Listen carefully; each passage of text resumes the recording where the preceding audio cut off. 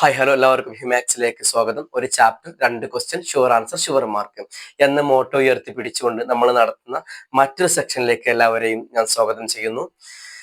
ഇന്ന് നമ്മൾ ചർച്ച ചെയ്യാൻ പോകുന്നത് +2 ഹിസ്റ്ററിയിലെ 6ാമത്തെ ചാപ്റ്റർ ആണ്. ഭ്രാന്തായാൽ എന്ത് സുഖം, സക്കറാത്തിൻ മൗത്തെന്തു രസം.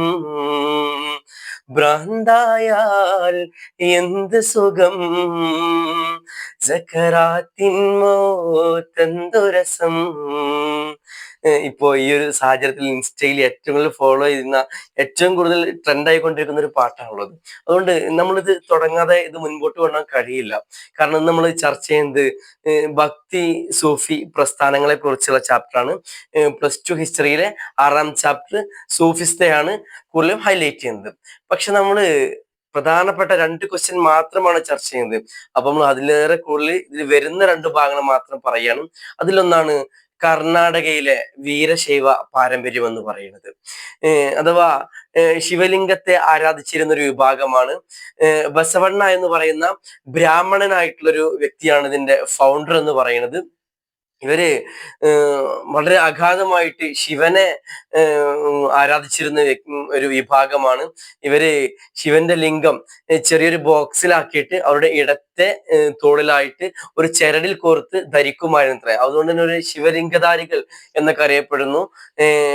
ലിംഗായത്തുകളൊക്കെ എന്ന പേരിൽ ഇവർ അറിയപ്പെടുന്നുണ്ട്. ഇവര് മരിക്കുന്ന ചടങ്ങൊക്കെ വളരെ ആഘോഷപൂർവ്വമായിരുന്നു നടത്തിയിരുന്നത്. തമിഴ്നാട്ടിലൊക്കെ മരണാനന്തര ചടങ്ങുകൾ നടത്തുമ്പോൾ പല വിഭാഗക്കാരും എന്ത് ചെയ്യാറുണ്ട്, ഡാൻസ് കളിക്കാറില്ലേ, ബോഡിയെ ഇങ്ങനെ ഇരുത്തിയിട്ട് ഡാൻസ് കളിച്ച് കൊണ്ടുപോകില്ലേ, സന്തോഷപൂർവ്വം അവരെ യാത്രയാക്കുന്നതാണ് ഉദ്ദേശിക്കുന്നത്. അതുപോലെ തന്നെ ഇവരും ശിവനിലേക്ക് പ്രാപിക്കുക എന്ന് പറയാം മരിക്കുന്നവരെ. അപ്പൊ അവരെ വളരെ സന്തോഷപൂർവ്വമായിരുന്നു പറഞ്ഞയച്ചിരുന്നത്. ഇങ്ങനെ വളരെ പ്രാധാന്യമുള്ള ഒരുപാട് വെറൈറ്റി ആയിട്ടുള്ള ആചാരങ്ങളും അനുഷ്ഠാനങ്ങളൊക്കെ ഉള്ള കർണാടകയിലുള്ള ഭാഗമാണ് വീരശൈവ പാരമ്പര്യമുള്ളവർ എന്ന് അറിയപ്പെടുന്നത്. വീരശൈവർ എന്നാണ് വിളിക്കുന്നത്.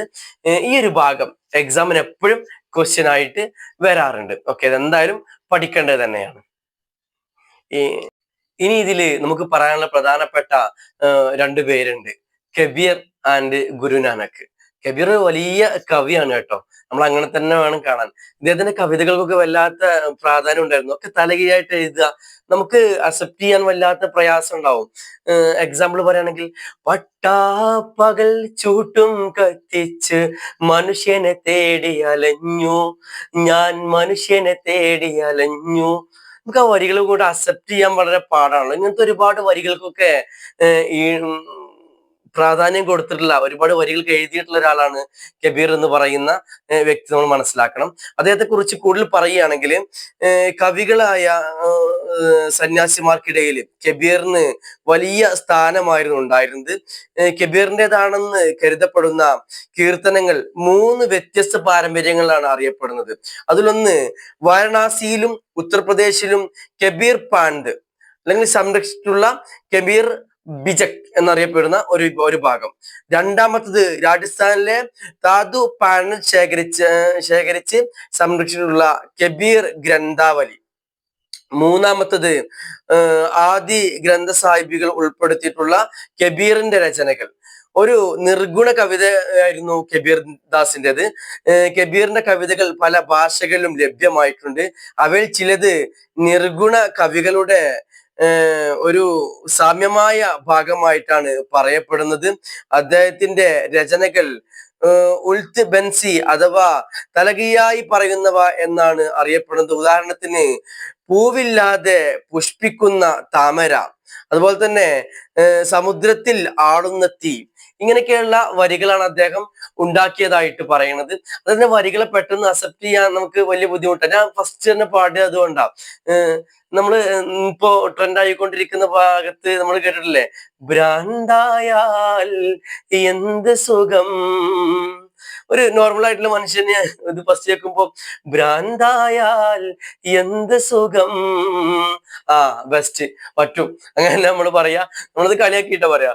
പക്ഷെ അവരത് വളരെ ആത്മാർത്ഥമായിട്ട് പാടുന്നുണ്ടാവുക.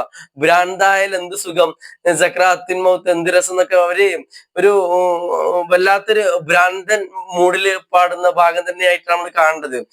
അഥവാ ആരാധനയുടെ പരമമായ സീമയിലേക്ക് കടന്ന് മജ്നൂനാക്കപ്പെട്ട ആളൊക്കെയാണ് നമ്മൾ പ്രത്യേകിച്ച് സൂഫി എന്നൊക്കെ വിളിക്കാറുള്ളത് എന്നുള്ളതാണ് പല ഭാഗത്ത് പറയുന്നത്.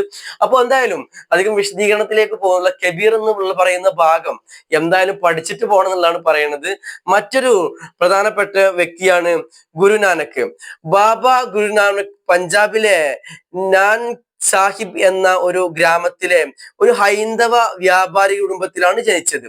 അദ്ദേഹം പേർഷ്യൻ ഭാഷ പഠിക്കുകയും കണക്കെഴുത്തുകാരൻ ആ ഒരു വിഭാഗത്തിൽ പരിശീലനം നേടുകയും ചെയ്തു. ഇന്നൊക്കെ അക്കൗണ്ടിങ്ങോ പഠിച്ച് ചാർട്ട് അക്കൗണ്ടന്റുമാരില്ലേ, അതുപോലെ അന്നൊക്കെ ഈ കണക്കെഴുത്തുകാർക്ക് വലിയ പ്രാധാന്യം ഉണ്ടായിരുന്നിരിക്കാം. അതുകൊണ്ടായിരിക്കാം അദ്ദേഹത്തിന് അത് പഠിപ്പിച്ചിട്ടുണ്ടാവുന്ന ഞാൻ മനസ്സിലാക്കുന്നത്.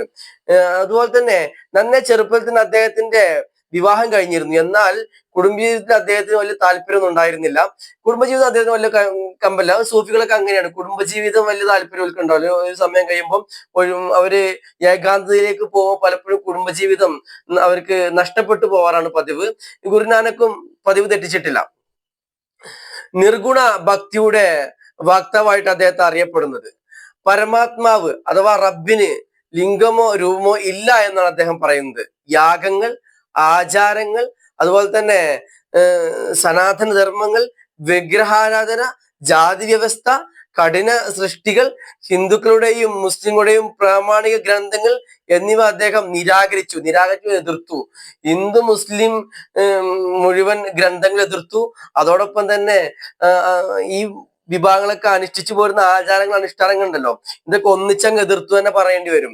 മതസഹിഷ്ണുത, സാർവത്രികത, സാഹോദര്യം എന്നിവ അദ്ദേഹം പ്രചരിപ്പിച്ചു.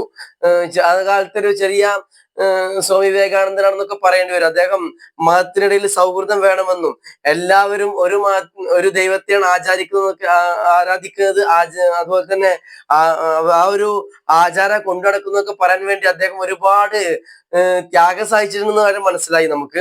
അതുപോലെ തന്നെ അദ്ദേഹത്തിന്റെ ജീവിത രീതി മതങ്ങളെ എല്ലാം കൂട്ടിയിണക്കി കൊണ്ടുപോകാൻ വേണ്ടിയിട്ടാണ്. അതുകൊണ്ട് തന്നെ പല മതത്തിന്റെ ഗ്രന്ഥങ്ങളെ അദ്ദേഹം ശക്തമായിട്ട് എതിർത്തായിട്ടൊക്കെ പറയുന്നുണ്ട്.